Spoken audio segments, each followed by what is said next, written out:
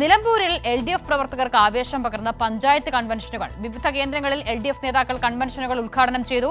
KT Swaliha വിവരങ്ങൾ നൽകും. സ്വാലിഹ, ചിട്ടയായ പ്രവർത്തനങ്ങളുമായി LDF നിലമ്പൂരിൽ മുന്നോട്ട് പോകുന്ന കാഴ്ച നമ്മൾ കാണുന്നു. ഇന്നലെ മുഖ്യമന്ത്രി പങ്കെടുത്ത തെരഞ്ഞെടുപ്പ് കൺവെൻഷൻ ഉണ്ടായിരുന്നു. അത് പൂർത്തിയാക്കി ഇപ്പോൾ ഇതാ മറ്റ് കൺവെൻഷനുകളിലേക്ക്, പഞ്ചായത്ത് കൺവെൻഷനുകളിലേക്ക് അടക്കം കടക്കുന്നു. എങ്ങനെയായിരുന്നു ഇന്നത്തെ പ്രചാരണം?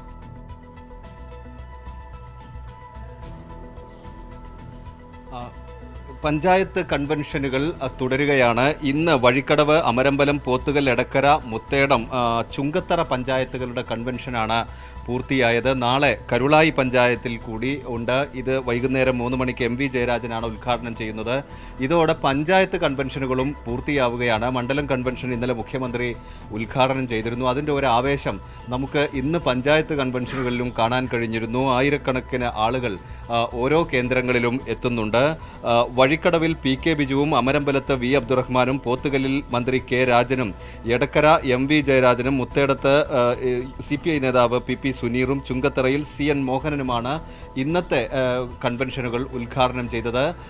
വലിയ ആവേശം ഇടതുമുന്നണി പ്രവർത്തകർക്കിടയിലുണ്ട്. സ്ഥാനാർത്ഥി ഇന്ന് നഗരസഭയിലെ പര്യടനം പൂർത്തിയാക്കി. നാളെ അദ്ദേഹത്തിൻ്റെ നാടുകൂടിയായ പോത്തുകല്ല് പഞ്ചായത്തിലാണ് പര്യടനം നടത്തുക. ശരി, KT സ്വാലിഹാണ് LDF ക്യാമ്പിലെ തെരഞ്ഞെടുപ്പ് പ്രചാരണവുമായി ബന്ധപ്പെട്ട വിവരങ്ങൾ പങ്കുവച്ചത്. പഞ്ചായത്ത് കൺവെൻഷനുകളിലേക്ക് കടന്നിരിക്കുന്നു LDF.